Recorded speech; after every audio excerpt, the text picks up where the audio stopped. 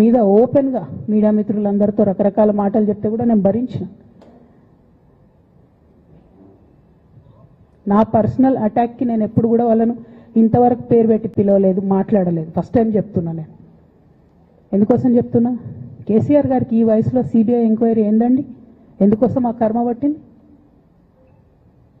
ఎందుకు భరించాలి? ఇటువంటి వాళ్ళని చూస్తూ ఎందుకోసం ప్రొటెక్ట్ చేసుకోవాలి? బీఆర్ఎస్ పార్టీ తమలో కోపం రావచ్చు, కానీ వాస్తవాలు చేదుగున్నా అప్పుడప్పుడు మాట్లాడుకుంటేనే, మందు తీసుకుంటేనే ఆరోగ్యం మంచిగా అవుతుంది. ఇట్లా చెప్పుకుంటూ పోతే చాలా చాలా అంశాలు ఉన్నాయి. వాటన్నిటి జోలికి నేను పోదలుచుకోలేదు. కానీ కేసీఆర్ గారు హిమాలయ పర్వతం అంత ఎత్తు లాంటి పర్సనాలిటీ ఆయనది. ఆయనను చేయబెట్టి చూపించి అవినీతి అని అంటే నిజంగా చాలా బాధ అవుతా ఉన్నది. ఎందుకంటే నా పెళ్ళప్పుడు నా పెళ్లి చేయడానికి కూడా ఇబ్బంది పడ్డటువంటి వ్యక్తి ఆయన. రాజకీయాలలో 40-50 ఏళ్ళు ఉంటే కూడా ఆస్తులు సంపాదించుకోలే కేసీఆర్ గారు. అనేక మంది అలా మాట్లాడుతుంటారు, చాలా మాటలు మాట్లాడుతుంటారు. కానీ నాకు తెలుసు, నేను దగ్గరుండి ఆర్థిక పరిస్థితి చూసిన కాబట్టి ఎన్నడూ ఆయనకు ఆశ లేదు. అటువంటి మనిషిని పట్టుకొని సిబిఐ ఎంక్వైరీ ఇస్తాం, ఇదేస్తాం, అదేస్తాం. ఎవరు కారణం దీనికి అంతటికి? ఈ చేతగాని కాంగ్రెస్ ప్రభుత్వం మీ ఏసీబీ వాళ్ళు పోయి కాళేశ్వరంలో పనిచేసిన 3 ఇంజనీర్లను పట్టుకుంటే ఒక్కొక్క ఇంజనీర్ దగ్గర 100 కోట్ల ఆస్తులు వెళ్తే మీకెందుకు ఎంక్వైరీ చేసే దమ్ము లేదు? వాళ్ళు వెనకాల ఎవరున్నారో ఎందుకు ఎంక్వైరీ చేస్తలేరు? ఖచ్చితంగా నేను ఇవాళ చెప్తా ఉన్నా, హరీష్ రావు గారు వెనక, సంతోష్ రావు గారు వెనక రేవంత్ రెడ్డి గారు ఉన్నారు.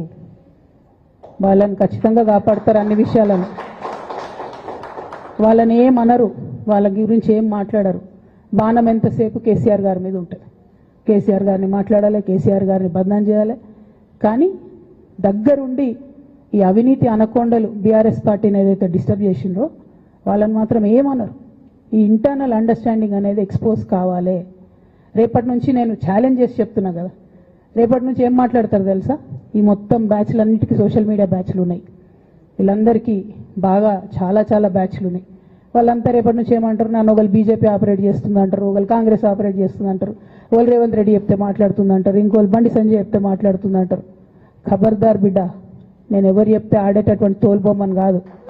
నాది నాది నాది నాది కేసీఆర్ బ్లడ్, నాది తెలంగాణ బ్లడ్. ఇండిపెండెంట్గా నేను అనుకున్న విషయాన్ని చెప్తున్నాను. దానికి పొలిటికల్గా ఇబ్బంది అయినా, కష్టమైనా, నష్టమైనా నేనే భరిస్తా.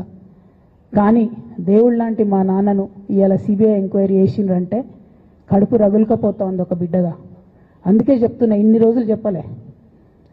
ఆ మధ్యలో పోయినసారి నా కొడుకు గ్రాడ్యుయేట్ అయినప్పుడు వచ్చినప్పుడు నేను మా నాన్నకు రాసుకున్న లెటర్ లీక్ చేస్తే కూడా ఆ 70, 80, 90 రోజుల నాకు నరకం చూపిస్తున్నారు. ప్రతిరోజు సోషల్ మీడియాలో ఇష్టం వచ్చినట్టు రాపిస్తున్నారు. ఎప్పుడు వీళ్ళ పేర్లు తీసుకోలే, ఇష్టం వచ్చినట్టు ప్రెస్ వాళ్ళకు మాట్లాడుతూ చాలా విషయాలు చెప్తున్నారు. ఎప్పుడు వాళ్ళ పేర్లు తీసుకోలే. ఇలా తీసుకుంటున్నా, ఎందుకంటే విషయం నాది కాదు. ఇది తెలంగాణ పరువు ప్రతిష్టకు సంబంధించిన విషయం. ఇలా దేశంలో ఏ మూలకు పోయినా, ఎక్కడికి పోయినా కేసీఆర్ అంటే ఒక మహానాయకుడు, త్యాగం చేసిన నాయకుడు అని చెప్పి మాట్లాడతారు. రేపటి నుంచి ఏం మాట్లాడతారు? సిబిఐ ఎంక్వైరీ వస్తే ఏం మాట్లాడతారు? కేసీఆర్ అంటే సిబిఐ కేసు అంటారు. మా నాన్న పరువు పోతే నాకా బాధ, మీకా? మీకు పైసలు కావాలి కదా, మీకు పేరుతోనేం పని? ఇంకా కూడా ఈ విషయాలు అర్థం చేసుకోకుండా, ఇంకా కూడా ఇటువంటి వ్యక్తుల్ని దూరం పెట్టుకోకుండా ఉంటే ఇక కేసీఆర్ గారి మీద సిబిఐ కేసు వేసేటటువంటి స్థాయికి వచ్చినాక ఏం పార్టీ ఉంటేంది పోతే. బీఆర్ఎస్ పార్టీ నాయకులు నన్ను తిట్టుకున్నా సరే, లోకల్ బాడీ ఎన్నికలలో నాకు నష్టం జరుగుతుంది అనుకున్నా సరే, మా నాన్న మీద సిబిఐ ఎంక్వైరీ పడ్డాక ఏముంది? తొక్కల ఎలక్షన్ ఒకటి గెలుస్తారు, ఒకటి ఓడిపోతారు. అసలు ఓడిపోయే పరిస్థితి ఎట్లా వచ్చింది? ఇటువంటి దుర్మార్గుల వల్ల కాదా వచ్చింది? ఆలోచన చేసుకోవాలి కదా. ఓ అంటే నా దగ్గర పైసలు ఉన్నాయి, టీవీలు ఉన్నాయి, సోషల్ మీడియాలు ఉన్నాయి, ఏటు పడతాటు మాట్లాడతామంటే తోలు తీస్తాం చెప్తున్నా నేను. గీత గీసుకుంటాం బిడ్డ. మీరు ఒక్క కమెంట్ పెడితే మేము 10 చేస్తాం. ఏది పడితే అది మాట్లాడచ్చు సోషల్ మీడియాలో అనుకుంటూ చూసుకుంటూ ఊరుకుంటున్నా.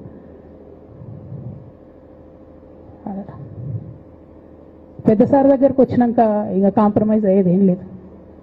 ఘోష్ కమిషన్ వేసిన రోజే నేను చెప్పిన, ఎందుకు రియాక్ట్ కాలేదు పార్టీ అని అడిగిన ఆ రోజునే. నిన్న సిబిఐ ఎంక్వైరీ చేస్తున్నా అని రేవంత్ రెడ్డి గారు అసెంబ్లీలో చెప్తే తెలంగాణ బంద్ ఖాళీ వద్దా? బగ్గుమనొద్దా తెలంగాణ? ఎట్లా మాట్లాడతారు? నిజంగానే మనిషి అవినీతి అయితే, నిజంగానే మనిషి డబ్బులు తినోడైతే వేరు మాట. ఆయనకు తిండి మీద కూడా ధ్యాస ఉండదా బాబు? తెలంగాణ అదే పిచ్చి. అట్లాంటి మనిషిని పట్టుకొని ఇవాళ ఏది పడితే అది మాట్లాడితే కూడా రియాక్ట్ కాకపోవడం చాలా దారుణం, చాలా దారుణం. నేను దీన్ని తీవ్రంగా ఖండిస్తున్నా. At the same time Congress government PC కోర్స్ కమిషన్ వేసిండ్రు. రెండేళ్ల నుంచి టైంపాస్ చేస్తారు. ఆ కమిషన్ రిపోర్ట్ వచ్చింది. ఆ రిపోర్ట్ నిన్న అసెంబ్లీలో పెట్టిండ్రు. ఇంకా దానికి ఏమిట్లకేం లేదు, దాంట్లోకి ఏం చర్యలు తీసుకుంటారో చెప్పారు, ఏం చేస్తారో చెప్పారు. తక్కువని సిబిఐకి ఇచ్చేస్తారు. అంటే ఇది ప్రీ ప్లాన్డ్, ప్రీ మెడిటేటెడ్, ఖచ్చితంగా కేసీఆర్ గారి ప్రతిష్ట దెబ్బతీయాలనేటటువంటి ప్రీ మెడిటేటెడ్ అటాక్ తప్పితే ఇంకోటి కాదు. ఇన్ని ఏజెన్సీస్ ఉన్నాయి రాష్ట్ర ప్రభుత్వంలో. మీ ఏసీబీకే దొరికింది కదా ఇదే కాళేశ్వరంలో అవినీతి తిమంగళాలు. ఏమైంది అది? ఏమైంది? ఆ రిపోర్ట్ ఏమైంది? వాళ్ళ మీద చర్యలు ఏమైనాయి? దాని కంక్లూజన్ ఏంది? ఒక్క చిన్న ఎంక్వైరీ కూడా ఇప్పటివరకు కంక్లూడ్ చేయలేదు కాంగ్రెస్ గవర్నమెంట్. ప్రచారం ఎక్కువ, పని తక్కువ. ఎప్పుడైనా మీ తప్పిదాలు బయటపడుతున్నాయి అనుకుంటే, ఎప్పుడన్నా ప్రజలు తిరగబడతారు అనుకుంటే వెంటనే ఒక రిపోర్ట్ వేయాలి, వెంటనే కేసీఆర్ మీద ఒక ఆరోపణ చేయాలి. ఇప్పటికి కూడా రేవంత్ రెడ్డి గారికి కేసీఆర్ గారి పేరు చెప్పుకోకపోతే ఆయన ఫోటో కూడా పేపర్లో వేరేమని భయం పాపం. అందుకని ఆయన రోజు పొద్దుగాలేస్తే కేసీఆర్ని తిట్టుడే తప్పితే ఇంతవరకు కూడా వేరే ఆలోచన చేయడం లేదు. మేము డిమాండ్ చేస్తూ ఉన్నాం కాంగ్రెస్ ప్రభుత్వాన్ని, మీరు బట్టగాల్చి మీదేసినట్టు ఆరోపణలు వేయడం కాదు, మీకు దమ్ము ధైర్యం ఉంటే నేను పేర్లు కూడా చెప్పిన, చూడండి ఎక్కడి వరకు పోతారో చూస్తాం. మీకు అండర్స్టాండింగ్ లేకపోతే మీకు అండర్స్టాండింగ్ పెట్టుకొని కేసీఆర్ గారిని టార్గెట్ చేయడం ఇది పొలిటికల్గా కరెక్ట్ కాదు. మన రాష్ట్రంలో ఇటువంటి వాతావరణం ఇదివరకు లేకుండే, రేపు పొద్దున కూడా ఉండొద్దని చెప్పి నేను